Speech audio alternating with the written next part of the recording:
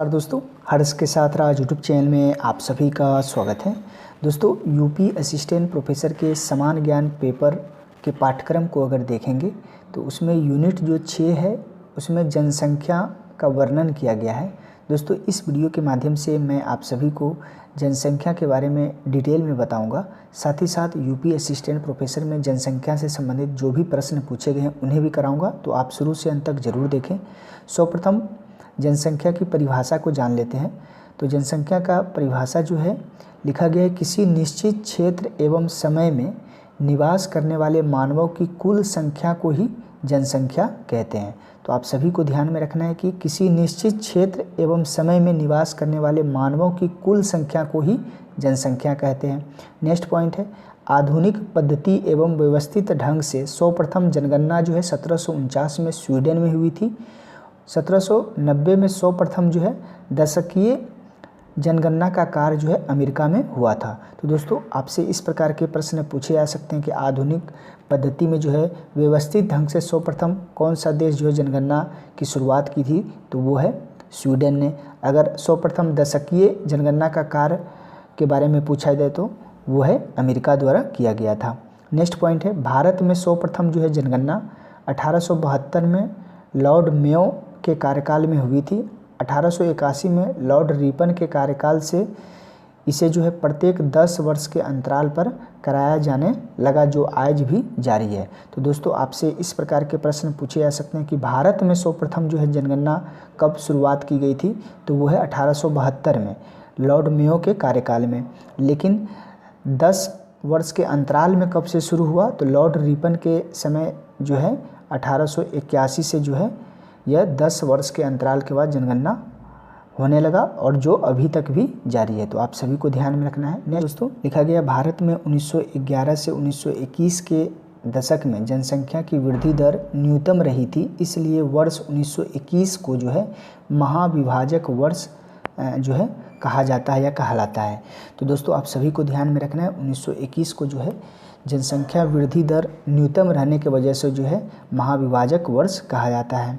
Next point है, भारत में वर्ष 1872 के बाद वर्ष 2011 की जनगणना जो है जनगणना क्रम की 15वीं जनगणना है, जबकि स्वतंत्र भारत की यह जो है 7वीं जनगणना है। तो आप सभी को ध्यान रखना है कि स्वतंत्र भारत की जो है 2011 में जो जनगणना हुई थी वो 7वीं है, और जब 1872 लॉर्ड मेयो के कार्यकाल से हो रहे हैं तो वो है 15वीं जनगणना है।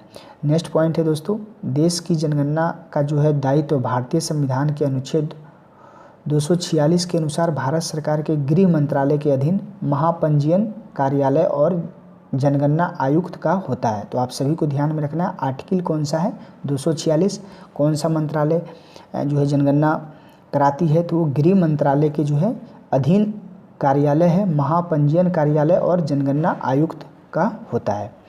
नेक्स्ट पॉइंट है दोस्तों, लिखा गया कि 2011 की जनगणना के अनुसार जो है भारत की कुल जनसंख्या लगभग 121.9 करोड़ है, जिसमें से पुरुष का जो है जनसंख्या प्रतिशत है 51 पॉइंट जो है 47%, और फीमेल का जो है महिला का जो प्रतिशत है जनसंख्या में भारत में वो है 48.53। आप सभी को याद रखना है। नेक्स्ट है, जनसंख्या की दृष्टि से राज्यों के क्रम की बात करें तो उत्तर प्रदेश जो है भारत में सबसे अधिक जनसंख्या वाला राज्य है, उसके बाद महाराष्ट्र है, उसके बाद बिहार है। उसी प्रकार से अगर केंद्र शासित प्रदेशों की जनसंख्या की दृष्टि से देखा जाए तो सबसे अधिक जो जनसंख्या है वो है दिल्ली में, उसके बाद है पुदुचेरी में, और उसके बाद चंडीगढ़। तो आप सभी को ध्यान रखना, क्योंकि एग्जाम में इस प्रकार के प्रश्न पूछे जाते हैं कि भारत के कौन ऐसे राज्य हैं जो कि जनसंख्या के दृष्टि से तीसरा स्थान है, तो वो है बिहार। उसी प्रकार से दशकीय जनसंख्या वृद्धि दर जो है भारत के रहे हैं 17.72%। तो आप सभी को ध्यान रखना है कि भारत की दशकीय जनसंख्या वृद्धि दर जो है वो है 17.72%। और अगर राज्य के बारे में पूछा जाए कि सर्वाधिक दशकीय वृद्धि दर जो है राज्यों के क्रम हो, तो सबसे अधिक जो है 27.9% मेघालय का हुआ है, उसके बाद अरुणाचल प्रदेश का 26%, उसके बाद बिहार का 25.4%। सर्वाधिक दशकीय वृद्धि दर केंद्र शासित प्रदेश की बात किया जाए तो आप यहाँ पर देखेंगे दादर एवं नगर हवेली 55.9% है, दमन एवं दीव का जो है वो है 53.8%, और पुदुचेरी है थर्ड स्थान जो है 28.1%। तो आप सभी को याद रखना है दशकीय वृद्धि दर में प्रथम स्थान जो है राज्यों में रहा है मेघालय और केंद्र शासित प्रदेश में दादर एवं नगर हवेली। नेक्स्ट है दोस्तों जनसंख्या घनत्व, जो डेंसिटी है भारत की जो है 382 है। और राज्य के क्रम में बात करें तो सबसे अधिक जो है बिहार का है वो है 1106 जो है, उसके बाद पश्चिम बंगाल का है 1028 और केरल का जो है 860। तो आप सभी को ध्यान रखना है जनसंख्या घनत्व की दृष्टि से भारतीय राज्यों का क्रम में है जो पहला बिहार, सेकेंड पश्चिम बंगाल और तीसरा जो है केरल। केंद्र शासित प्रदेश की बात करें तो पहला जो स्थान है वो है दिल्ली जो कि 11,320 है, उसके बाद जो है चंडीगढ़ है, उसके बाद पुदुचेरी है। तो आप सभी को ध्यान में रखना है, संख्या भी याद रखें क्योंकि संख्या भी कभी कभी पूछ लिए जाते हैं। नेक्स्ट है दोस्तों आप यहाँ पर देखेंगे न्यूनतम भी जान ले कि जनसंख्या घनत्व की दृष्टि से तो सबसे जो है कम रहा है अरुणाचल प्रदेश का, उसके बाद जो है मिजोरम का, उसके बाद सिक्किम का है। और केंद्र शासित प्रदेश की बात करें तो अंडमान निकोबार द्वीप सबसे कम, दादरा नगर हवेली, उसके बाद जो है लक्षद्वीप। नेक्स्ट है दोस्तों लिंगानुपात। लिंगानुपात जो भारत का है वो है 943। आप सभी को ध्यान रखना है 2011 जनगणना के अनुसार। और राज्य की बात करें तो सर्वाधिक लिंगानुपात वाले राज्य हैं, सबसे पहले हैं केरल, उसके बाद है तमिलनाडु, उसके बाद है आंध्र प्रदेश। और आप सभी जानते हैं कि सबसे कम लिंगानुपात वाले राज्य हैं वो हैं हरियाणा। नेक्स्ट है दोस्तों सर्वाधिक लिंगानुपात केंद्र शासित प्रदेश की बात करें तो पुदुचेरी जो है लिंगानुपात सबसे अधिक है पुदुचेरी में केंद्र शासित प्रदेश में, उसके बाद है लक्षद्वीप, उसके बाद जो है अंडमान निकोबार द्वीप समूह। तो आप सभी को ध्यान में रखना है। भारत की जो है लिटरेसी रेट जो है 74.04% है, जिसमें से मेल का जो है 82.14% और फीमेल का जो है 65.46% है। आप सभी को ध्यान रखना है कि भारत का लिटरेसी रेट जो है 74.4 है, जिसमें मेल का है 82.14 और फीमेल का जो है 65.46। तो दोस्तों अगर राज्य की बात करें तो सबसे अधिक लिटरेसी रेट जो है भारत में राज्य जो है वो है केरल 94% है, उसके बाद मिजोरम है 91.33% है और गोवा का जो है 88.70% है। केंद्र शासित प्रदेश की बात करें तो सबसे अधिक लिटरेसी रेट जो है लक्षद्वीप का है 91.85 है, उसके बाद दमन द्वीप का है, उसके बाद जो है अंडमान निकोबार है जो कि 86.63 है। अगर न्यूनतम की बात करें तो सबसे कम लिटरेसी रेट जो है भारत के राज्य हैं वो है बिहार, जिसमें से 61.80% है, उसके बाद अरुणाचल प्रदेश है 65.40, उसके बाद है राजस्थान। तो आप सभी को ध्यान रखना है न्यूनतम में केंद्र शासित प्रदेश में सबसे कम लिटरेसी रेट दादरा नगर हवेली का है 76.20%, पुदुचेरी का जो है 85.80 है और चंडीगढ़ का जो है 86.5% है।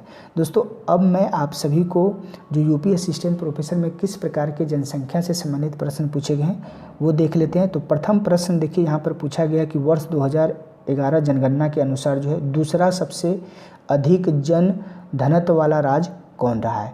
तो आप सभी को मैं बताया कि सबसे अधिक जन घनत्व वाला राज्य जो था वो है बिहार, उसके बाद जो है वो है पश्चिम बंगाल। जैसा कि मैं आप सभी को बताया था, यहाँ पर आप देखें जन घनत्व के बारे में मैं आप सभी को बताया हूँ।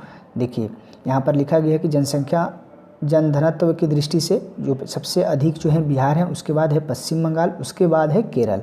तो वही प्रश्न जो है यूपी असिस्टेंट प्रोफेसर में जो है पूछे गए हैं, ये है 2016 में पूछे गए थे।